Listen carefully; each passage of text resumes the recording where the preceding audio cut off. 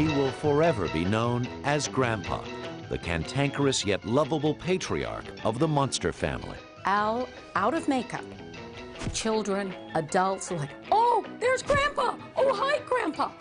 I mean, he was just always Grandpa. It don't matter. You can call me Al, Grandpa. But his unique career has spanned more than 40 years with boisterous performances on stage, screen, and television. He's an absolute actor. He's just a very funny man. Ooh, my pussycat home.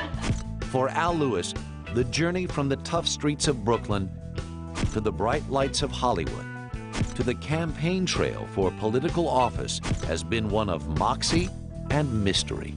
My father has created a huge myth about himself. My father is, in very many ways, a very large enigma. I know, you're skeptical. He truly is a master raconteur. He can talk to you, and you will bend over to make sure you catch every word. Forget it, Herman. They're not listening. Let's go! He is a whirlwind. He's a carnival. He's a mean streak. He's a typhoon. This guy is just so real, he's unreal.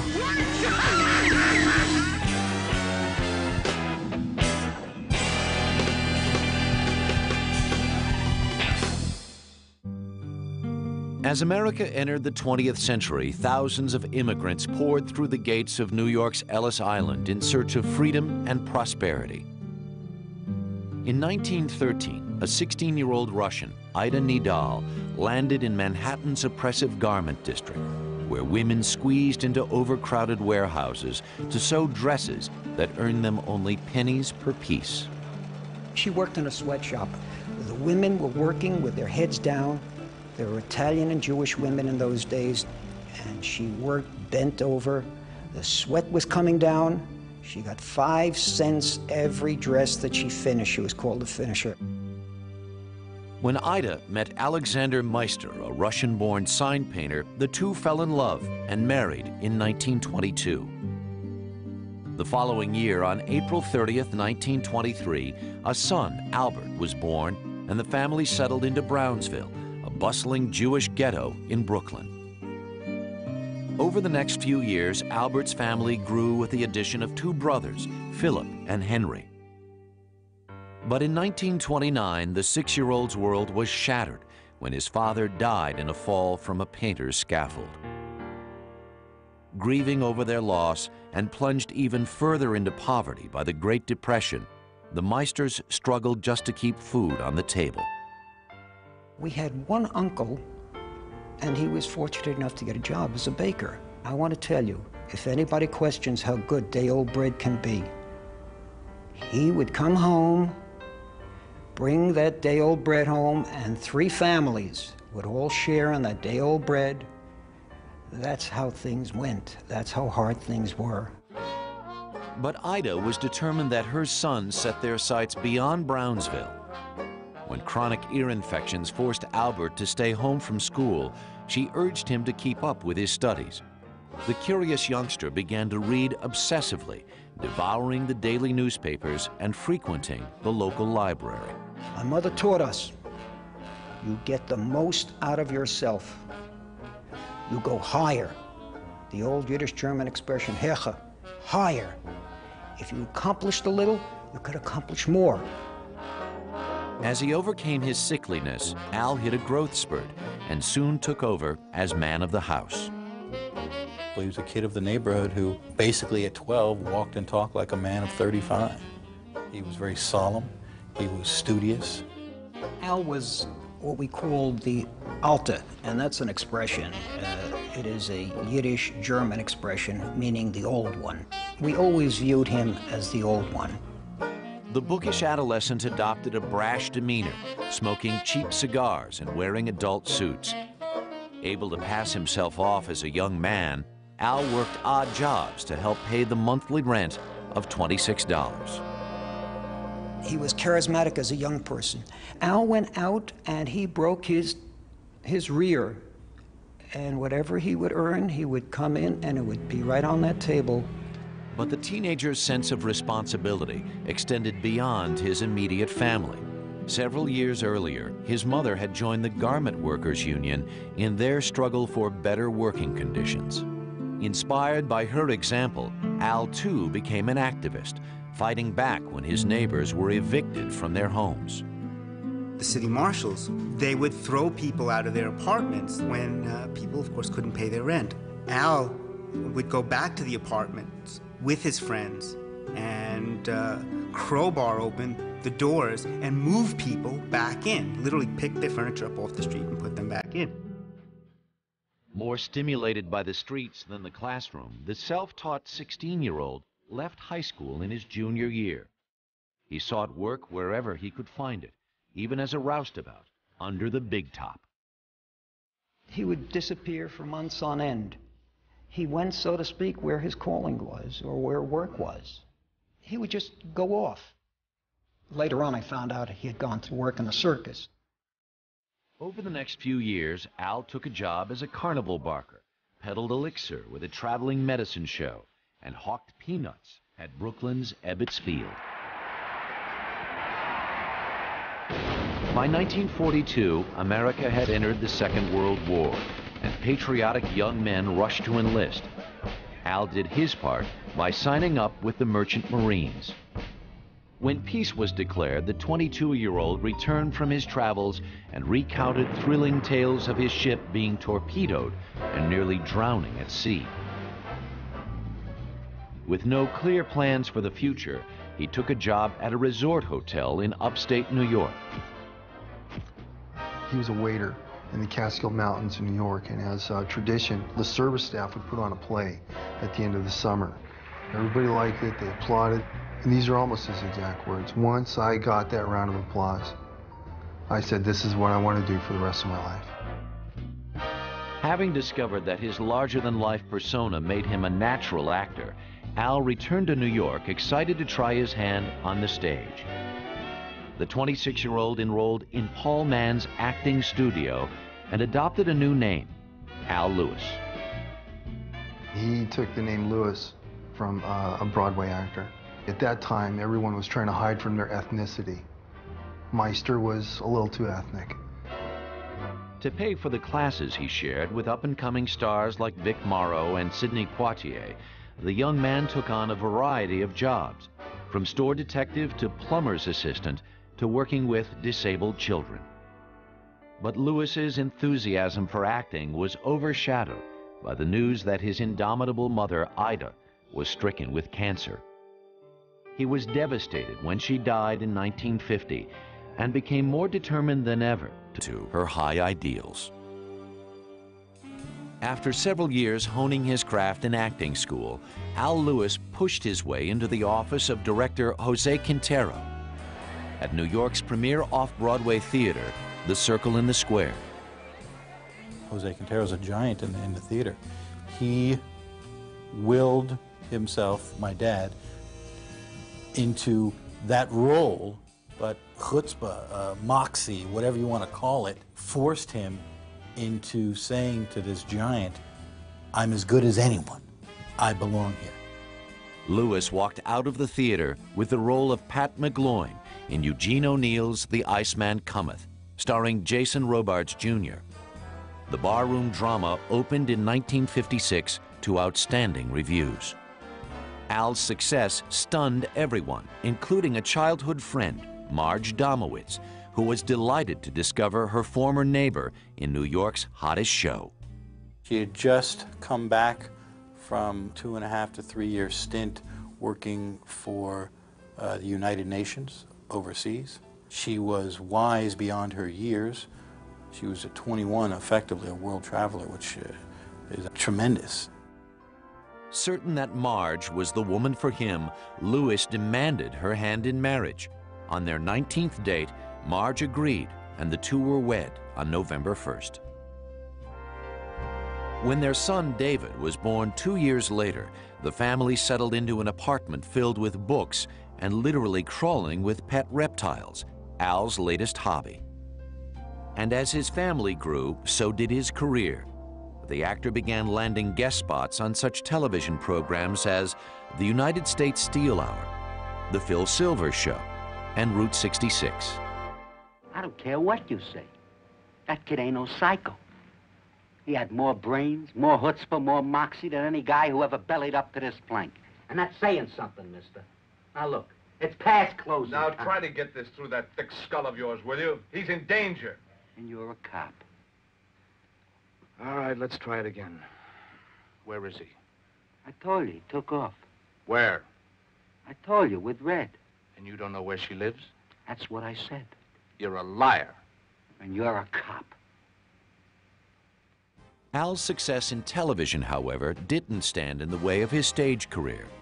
After appearing in several short-run Broadway productions, Lewis hit pay dirt in 1961 with the smash musical Do-Re-Mi, in which he played a gangster opposite Phil Silvers and Nancy Walker. By now, the bold kid from Brownsville had carved a niche for himself as a sought-after character actor. But it would take two unlikely roles on the small screen to make Al Lewis a household name.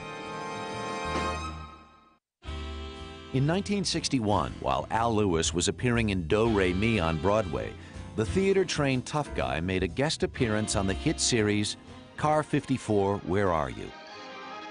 The comedy, conceived by producer Nat Hiken, starred Fred Gwynne and Joey Ross as a pair of bumbling Bronx police officers. Al's small role as a construction foreman garnered attention from critics and viewers alike. I mean, the people wrote thousands of letters. They loved him. And next thing I know, I mean, he was so popular that he became a regular on the show. Recognizing his previously untapped flair for comedy, the producer created the character of Officer Leo Schnauzer, especially for Lewis. Hey, Nichols. What? What are you, a wise guy or something? What do you mean? You know what I mean. You put me on pretty good, huh? What are you talking about? You know what I'm talking about. Today is Thursday, huh? Today is Thursday. Today is Friday. But I tell you, it's Thursday. Why don't you look at a calendar once in a while? I did. That's why I know it's Why don't you learn how to Thursday. read the I calendar? know it's Thursday. A wise guy, huh? I'm the wise guy. It's Thursday. What's going on around here? Schnauzer was so popular that before long, Hiken beefed up the role and gave the boisterous cop an equally rambunctious wife, played by Charlotte Rae. The character that Al Lewis played as Leo Schnauzer, he was very broad strokes. He was almost bigger than life, but yet real. He was a little wild, which made it wonderful. Are you happy? Are you happy? You disgraced us again in front of all the neighbors. I'm disgraced. If you hadn't started with that big mouth of yours. Leo. Look what I'm calling a mouth. That's a burglar alarm with teeth. You see, with his yelling and his screaming, and all I've been trying to do is say 2 words to him all night. Drop dead! Show me how, please. Quiet, the both of you. We had to be the battling Schnauzers. You know, really rough stuff. We had become very intimately hostile, but not in real life. Off-screen, the streetwise Brooklyn-born actor bonded with his tall, Harvard-trained co-star, Fred Gwynne. Though they came from wildly different backgrounds, the two soon became fast friends. When in 1963, NBC abruptly canceled Car 54, Lewis found himself looking for a job. Al quickly landed a small part in his first motion picture, George Roy Hill's The World of Henry Orient, starring Peter Sellers. But one role wasn't enough to pay the bills, especially since his family had grown to include a second son, Ted, born in 1964. When an offer came to star in a TV comedy called The Munsters, the actor quickly flew to Hollywood and appeared in this rarely seen test. In it, Lewis played Grandpa, the vampire patriarch of a ghoulish household, opposite Car 54 co-star Fred Gwynne as his son-in-law, Herman Munster, Joan Marshall as Herman's vampire wife, Happy Dermott as the wolf boy Eddie, and Beverly Owen as the family's all-American cousin.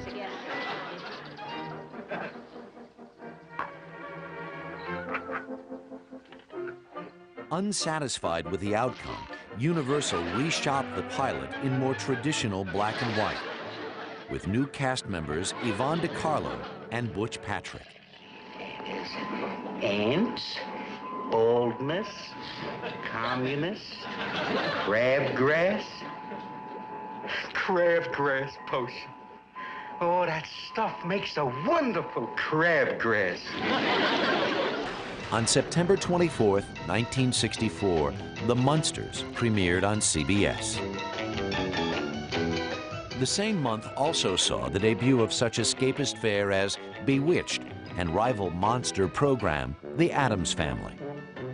I like to call it like an escapism, and these kind of shows that had no basis in real reality were very popular because they were, you know, they were simple, they were warm, they were non-threatening, there was no real violence. The Munsters was an immediate hit and remained unaffected by the mid-season recasting of Marilyn with actress Pat Priest. Audiences loved Grandpa, who attempted to solve his family's problems with concoctions, potions, and spells. Unfortunately, the cantankerous sorcerer often forgot the proper recipe. He was sweet, he was kind of bumbling. You might have felt sorry for him because he was always kind of not getting things right and he was flubbing up. I'm gonna turn on the machine full blast.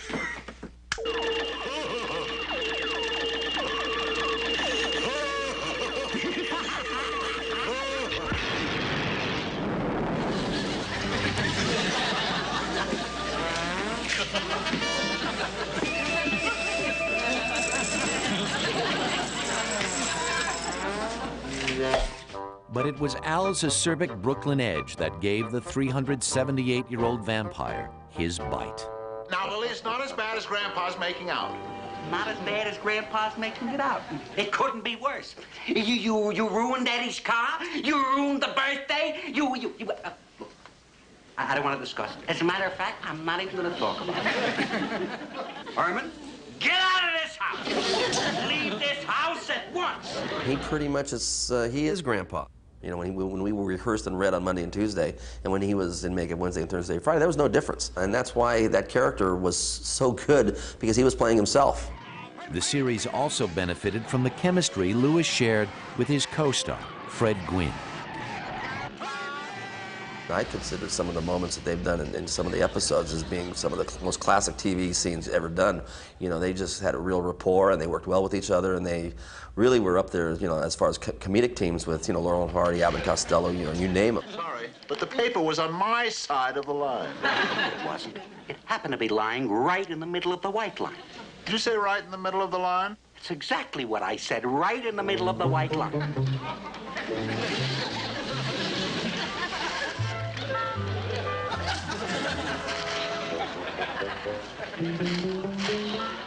The two spent hours together, developing sketches and suggesting creative ideas to the producers, like adding a family pet, a dragon named Spot. Oh, hi, Spot. Well done, please. Both Fred and Al had a tremendous input. They would add lines, they would, between the two of them, would work up, you know, a way to do something, or why don't we try this? When they were showing me around Universal in their costume, I could see that they were deeply loyal, really genuine buddies. It was a lovely thing to see. Fred became one of his closest, dearest lifelong friends. Families were close. It was early enough in their careers that I don't think any egos were involved, and they learned with each other. By the age of 42, the actor had succeeded beyond his wildest dreams. In Grandpa Munster, he had found a role perfectly suited to his larger-than-life personality. But how long would audiences remain under the spell of TV's mischievous mad scientist? Al Lewis was about to find out. By the fall of 1965, Al Lewis's face was one of the most recognizable in America. Grandpa Munster was plastered on hundreds of items, ranging from paint sets to lunch boxes to hand puppets. How popular was the Munsters? Munster cars, Munster coaches, models, Somebody even tried to come up with a Munster coach-style bicycle. With the popularity of the show surging, Al soon found his off-screen hours filled with promotional appearances. There's Al Lewis of the Munsters and Rita Lee. Somebody told me you live in a zoo. Now, you have a hobby. Now, what is it? I collect reptiles and amphibians. Snakes, turtles, tortoises. Do you mind if we have our picture taken? The actor's success allowed him to move his family to suburban Sherman Oaks, California, and within months, the Lewises welcomed a third son, Paul. Living so close to the studio, Al frequently enjoyed bringing his older boys to work with him. My dad, he would take me to the set and I would be King David. I get to sit in a big, tall chair and people bring me stuff all day long. Now, I would recommend every child in America should have that experience. Be king for a day. I loved it. Lewis hit his stride as the hit series continued into its second season and cheerfully endured 14-hour days, which started with 2 hours in the makeup chair. But he became frustrated as the show's writers began recycling old routines and worn-out gags. The show for a while ran on its just the uniqueness and the novelty act that it was. After a while, there's only so many times you can go to the well of these type of jokes that we'd already done twice. In the spring of 1966, CBS decided to cancel the Munsters after only 2 seasons. But before Al was able to hang up his cape, Grandpa was called upon for one more performance. Universal decided to put the creepy family on the big screen in a Technicolor motion picture entitled Munster Go Home. Herman Munster inherits a fortune and a castle full of homicidal relatives. This is the secret of Munster Hall. Call the police. Right. Get the FBI. Will do. Call Scotland Yard. Right now. Phone Batman. I got it. The Car 54, where are you? It's frightfully funny. Despite its extensive promotion, Munster Go Home was a disappointment at the box office, leaving the 43-year-old actor out of work and with almost no income. That summer, Al's life took another turn for the worse when he received a frightening phone call from Florida, where his wife and children were vacationing. My mom, my Aunt Marion, her 3 sons, and my mom's 3 sons are driving on a highway. Head-on collision. Everyone's injured. My mom and I the worst. My dad came immediately to Miami and was with us 24/7. 24/7. The life that was changed was my mom's and my father's as well. It was an accident for him, too. My mom was this stunning, kind of picture book, beautiful, deep, kind of beauty, and then is involved in this really horrendous, disfiguring car accident. Her body, her face was smashed, her limbs were broken, she lost an eye, and my father and her, they had to make some sort of life change. And they did, in their personal relationship with one another, in their ability to support each other and care for each other and endure each other. Al spent months by Marge's side, nursing her back to health, until mounting bills forced him back to work. But the actor quickly discovered that his 2-year stint as Grandpa Munster had left him hopelessly typecast. When he landed his next job in 1967 as a guest on the hit series Lost in Space, Lewis found himself playing a character who was all too familiar. Master, we have visitors. Visitors? Ha! No wonder I failed. You're to blame. You frightened my spirit away. I shall turn you all into frogs. Frogs? Oh, you wouldn't do that. But I would. I like frogs. Earthlings. Go away. Give me froggy, woggy, doodle beef. Well, he goofed it again. That's not what I ordered. By 1968, the war in Vietnam and the assassinations of Martin Luther King and Robert Kennedy had thrown the country into turmoil. A political activist since his youth, Lewis became caught up in the movement for peace and equality and turned his home into a gathering place for left-wing leaders. We had meetings in our house.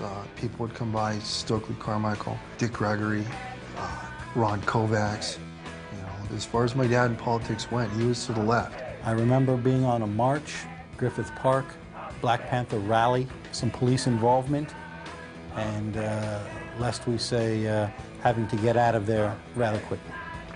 A little bit of running. He was always very sensitive to the black issue. He felt it was wrong. He was always a political person. He was always an underdog rooter. And I say it goes back possibly to my mother. Al's concern for the disadvantaged was not restricted to the political arena. His tremendous enthusiasm for basketball gave him the opportunity to lend a hand to underprivileged high school students.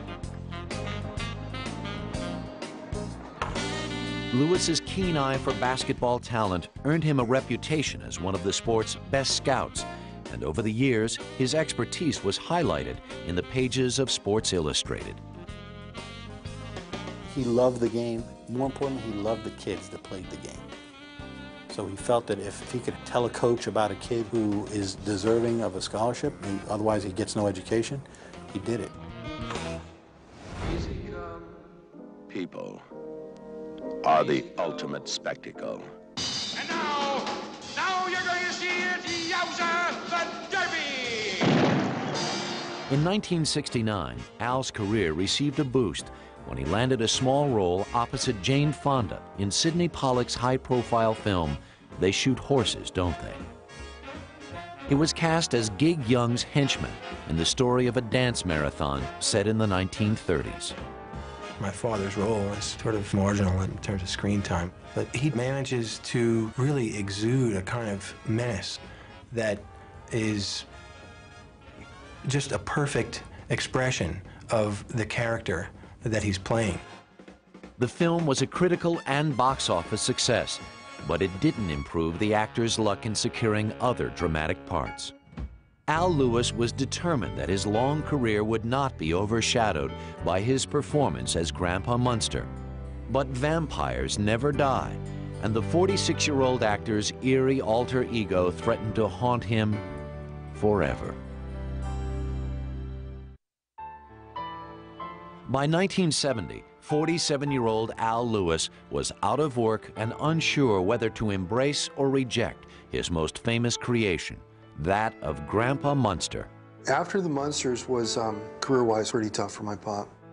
He stopped resisting being Grandpa Munster, only because he was difficult to get other roles. And then that's when he started to take some of the personal appearances.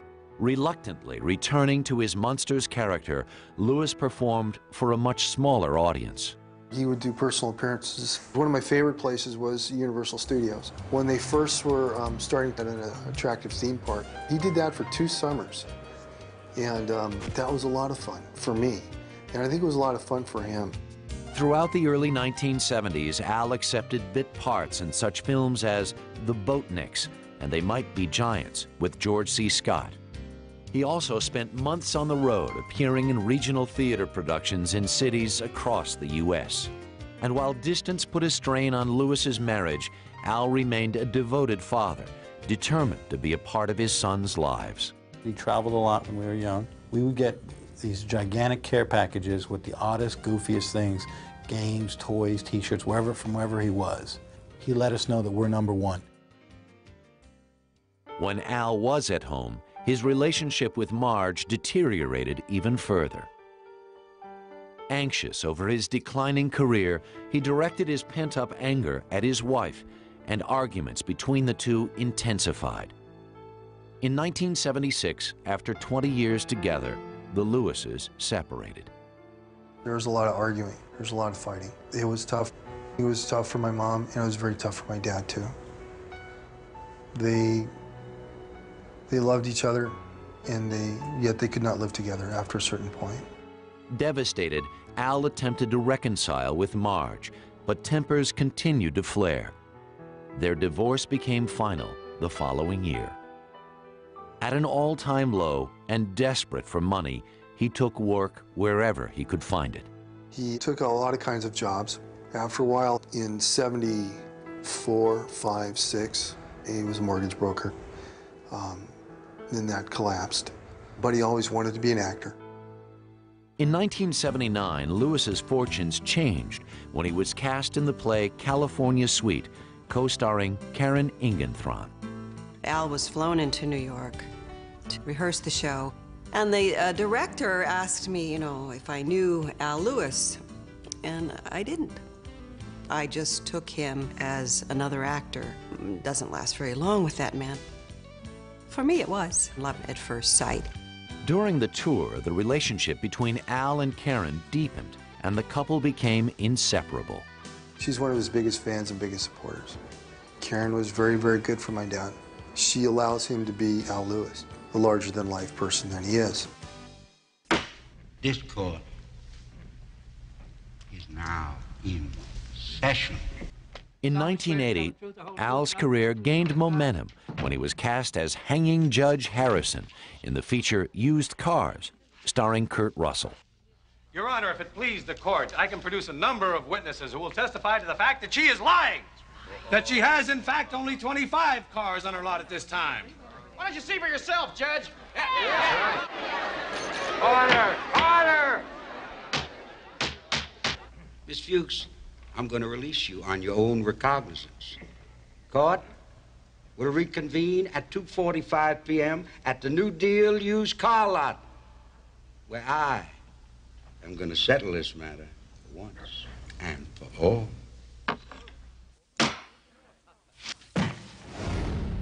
But Lewis was unable to escape the ghosts of his past. The following year, the 58-year-old was asked to reprise his role as Grandpa in the television movie Munster's Revenge. He did not want to go back and do the Munster Revenge because he didn't like the script. They didn't want to rewrite the script, so they gave him a ton of money, and he did it. Re-teamed with Fred Gwynne, Lewis was thrilled to discover their chemistry still worked, though the material paled in comparison to the original show. Grandpa, which one am I, Estelle or Marie? What difference does it make? He called for both of us. How do I look? Are my seams straight? They are. Unfortunately, your legs are crooked. In 1984, Al and Karen returned to New York, and the couple soon decided to make their union official. Al gave me a ring and said that he wanted to be married to me, and that was it. We had a civil service in the courtroom. His arrival in the Big Apple also brought Lewis opportunities that would take his life in a new direction.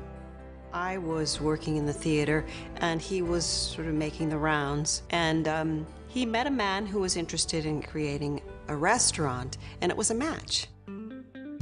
As a partner in a restaurant called Grandpa's, the energetic 61-year-old took on the role of maitre d' and spokesperson.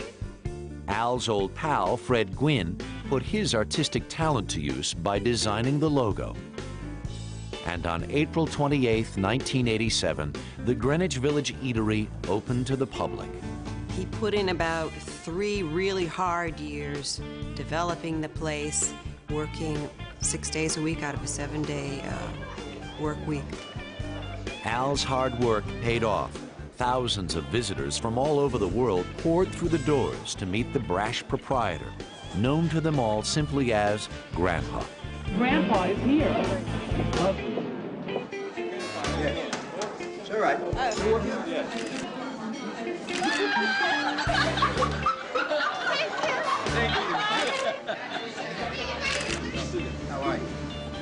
How are you? With the huge success of the restaurant, Grandpa was once again a marketable commodity.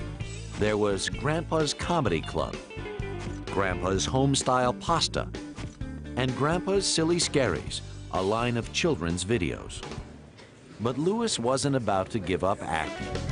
In 1988, he accepted a small part in the comedy Married to the Mob, starring Michelle Pfeiffer. We went around the corner to this movie, Married to the Mob. Had no idea that my dad was in it. And suddenly, oh, what? There's my dad.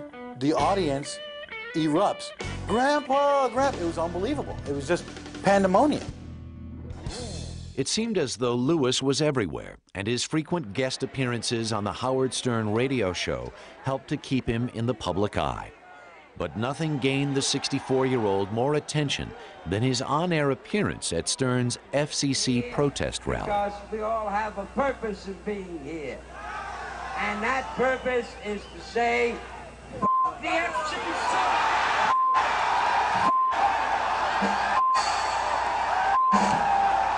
All right, Grandpa, get out of here.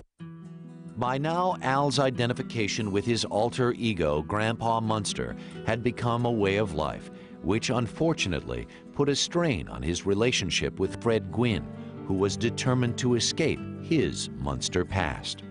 But in 1993, when Gwynne was diagnosed with terminal cancer, the two shared a brief but meaningful reconciliation. The type of cancer that Fred had, pancreatic cancer, like a bullet, fast, very, very tough. A chapter of my dad's life had died. While still mourning the loss of his friend, Al was approached by filmmaker Charles Dumas to star in a short film about racism. The Garden is the profound story of a Holocaust survivor befriending an out-of-work black history professor.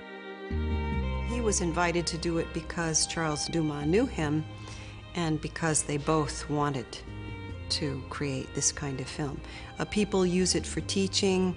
From time to time it's shown at a festival. It's a very, very special film. I told you, Abel, this is all your fault. My fault. My fault.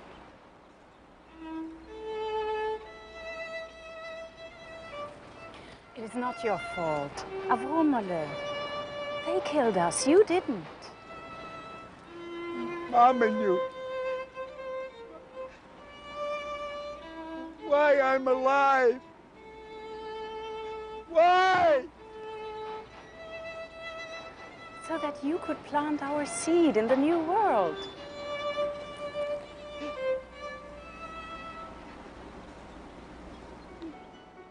Soon after completing The Garden, the 70-year-old grew tired of the nightly grind at Grandpa's and decided to quit.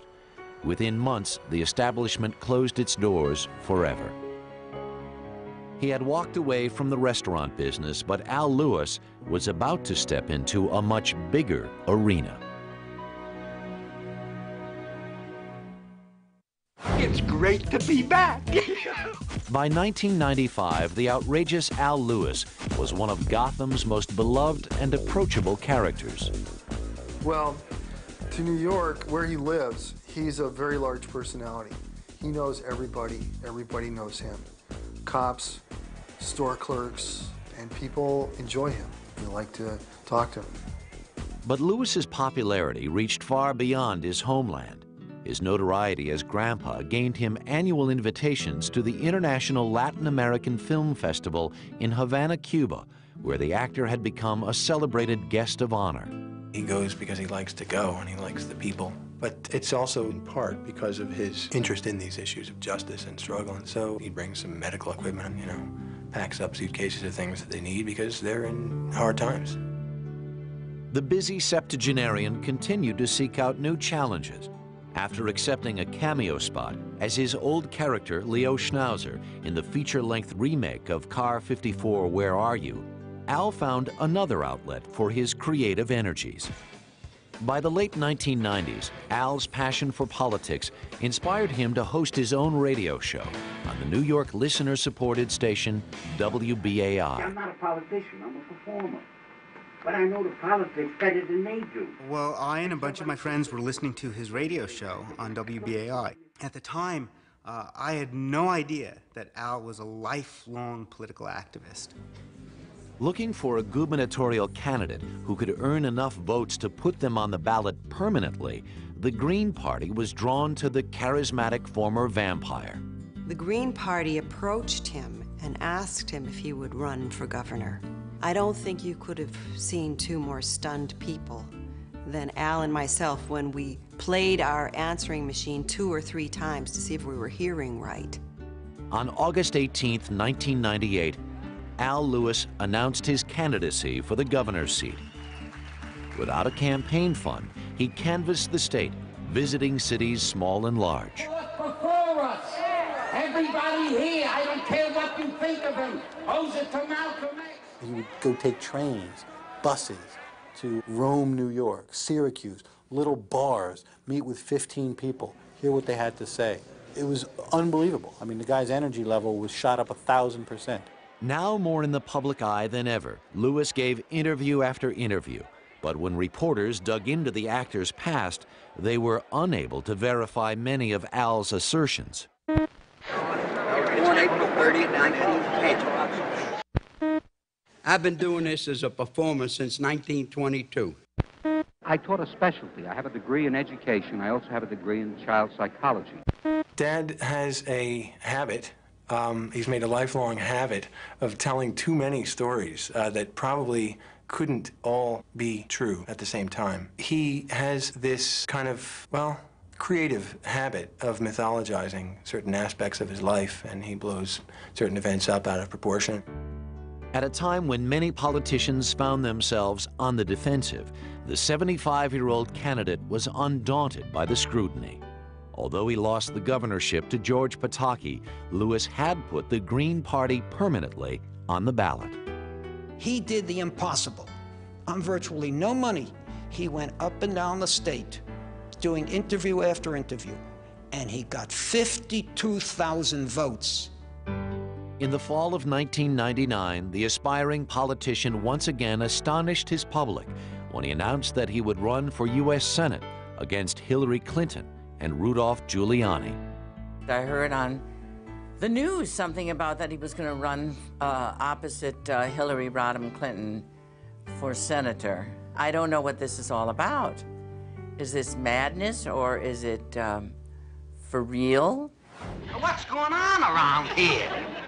Throwing his hat into the political ring wasn't difficult for a man who had worn many during his long and varied career.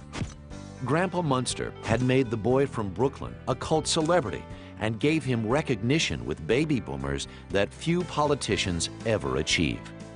By the year 2000, the Munsters had been on the air continuously since its debut, and a host of merchandise still flooded the markets. He's so well known. Al on Broadway shows. And that doesn't matter. It's how many millions of people he reached doing Grandpa. Well, that's as much as I can do. After a lifetime in the public eye, Al Lewis had never tired of combining show business, politics, and a genuine concern for the people around him. He does have a flair for being the cranky old guy, and he's really not. I mean, he's really a sweet guy. He's rough, man. He is tough. He has that ability to make you feel on the defensive all the time. But he does it in a way where it's love all the way. It's like he's a natural disaster. He comes through like a tornado and you're never the same.